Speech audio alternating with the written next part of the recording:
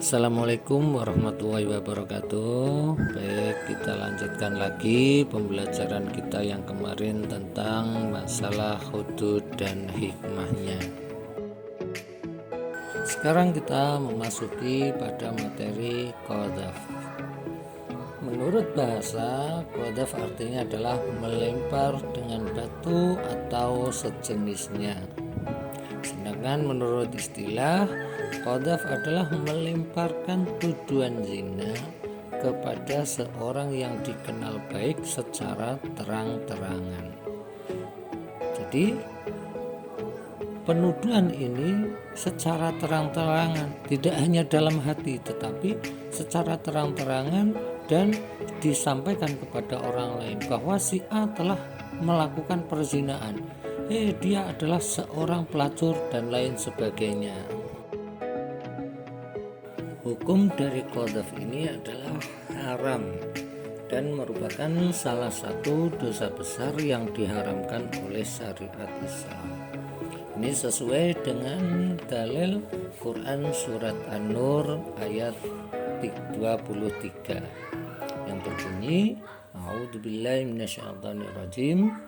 Bismillahirrahmanirrahim.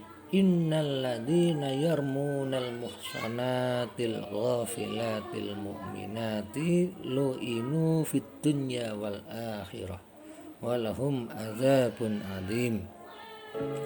Yang artinya, sesungguhnya orang-orang yang menuduh wanita yang baik-baik, yang lengah dari perbuatan keji, lagi beriman, dituduh berzina, maka mereka kena laknat di dunia dan akhirat, dan bagi mereka azab yang besar.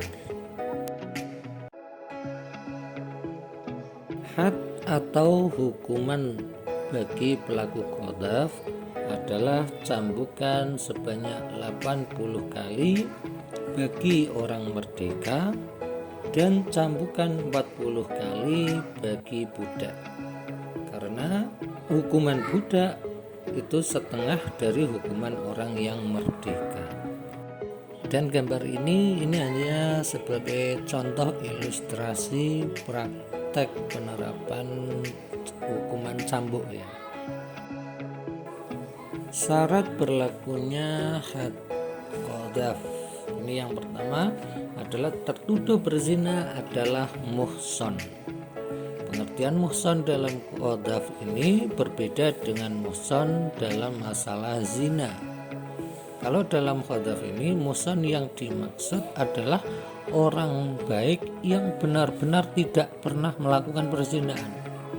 Adapun muhson dalam pembahasan zina adalah seseorang yang sudah pernah menikah. Poin yang kedua, seorang penuduh ini adalah orang yang sudah baligh dan berakal, bukan anak-anak ataupun orang gila. Dan yang terakhir, tuduhan berzina ini benar-benar sesuai dengan aturan syara, di mana saksi dalam kasus qadhaf adalah dua orang laki-laki yang adil yang menyatakan bahwa penuduh telah menuduh orang baik-baik berbuat zina, atau pengakuan dari penuduh sendiri bahwa dirinya telah menuduh orang baik-baik berbuat zina. Sekarang kita masuk pada hikmah diharamkannya qadhaf. Yang pertama adalah menjaga kehormatan seseorang di mata masyarakat. Yang kedua, agar tidak mudah melakukan kebohongan dengan cara menuduh orang lain berbuat zina. Yang ketiga, agar si penuduh ini merasa jerah dan sadar atas perbuatannya yang tidak terpuji kepada orang lain. Yang keempat, menjaga keharmonisan pergaulan antar sesama dalam masyarakat. Dan yang terakhir, mewujudkan keadilan di kalangan masyarakat berdasarkan hukum syariat yang benar. Ya, kita cukupkan sampai di sini untuk pembahasan masalah qadzaf. Selanjutnya kita masuk pada pembahasan hudud dan hikmahnya, yaitu meminum minuman keras. Definisi khamr. Menurut bahasa, khamr berarti penutup akal. Sedang menurut istilah, khamr adalah segala jenis minuman atau lainnya yang memabukkan yang bisa menghilangkan fungsi akal. Kalau kita lihat dari definisi syar'i yang ini, cakupan khamr ini tidak hanya terkait dengan minuman saja, akan tetapi segala sesuatu yang dikonsumsi, baik makanan ataupun minuman yang memabukkan dan membuat manusia tidak sadar, ini masuk dalam kategori khamr. Contohnya seperti ganja, heroin, obat bius, dan lain sebagainya. Intinya yang bisa memabukkan dan menghilangkan akal. Hukum khamr atau meminum minuman keras, ini sudah menjadi ijma ulama bahwa hukum minuman keras atau khamr ini adalah haram, dan tanpa melihat banyak atau sedikitnya. Mengkonsumsi khamr ini merupakan dosa besar. Ini sesuai dengan Quran surat Al-Maidah ayat 90 yang berbunyi, A'udzubillahi minasyaitonirrajim, Bismillahirrahmanirrahim. Ya ayyuhalladzina amanu innamal khamru wal maisir wal ansab wal azlamu rijsum min amali syaitan fajtanibuhu la'allakum tuflihun. Yang artinya, hei orang-orang yang beriman, sesungguhnya meminum khamr, berjudi atau berkorban untuk berhala, mengundi nasib dengan anak panah adalah perbuatan keji, termasuk perbuatan syaitan. Maka jauhilah perbuatan-perbuatan itu agar kamu mendapat keberuntungan. Ya, kemudian had bagi peminum khamr. Ini ada dua pendapat. Yang pertama adalah menurut jumhurul ulama atau mayoritas ulama. Siapa saja diantaranya? Di situ ada Imam Abu Hanifah, Imam Malik, Imam Ahmad bin Hambal.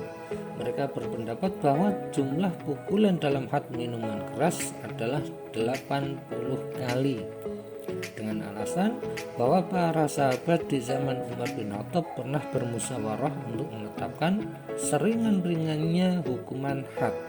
Kemudian mereka sepakat bahwa jumlah minimal had adalah pukulan sebanyak 80 kali.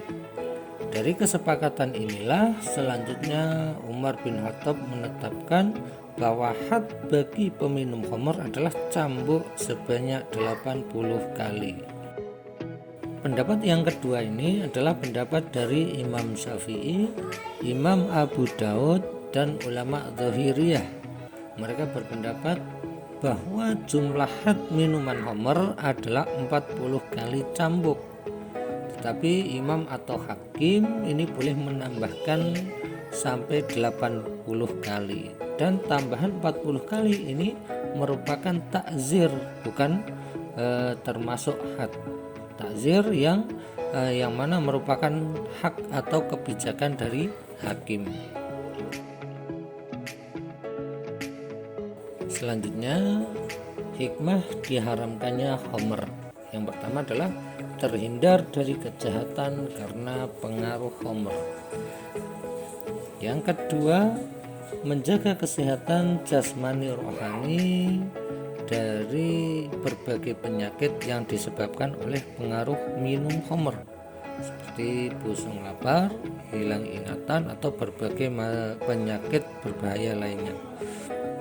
Yang ketiga, masyarakat terhindar dari siksa kebencian dan permusuhan yang diakibatkan oleh pengaruh khamr. Dan yang terakhir, ini menjaga hati agar tetap bersih, jernih dan dekat kepada Allah Subhanahu wa taala. Karena dengan meminum khamr ini mengganggu kestabilan jasmani rohani, sehingga hati pecandu khamr ini hari demi hari akan semakin jauh dari Allah Subhanahu wa taala. Sekian dari saya, wabillahi taufik wal hidayah. Wassalamualaikum warahmatullahi wabarakatuh.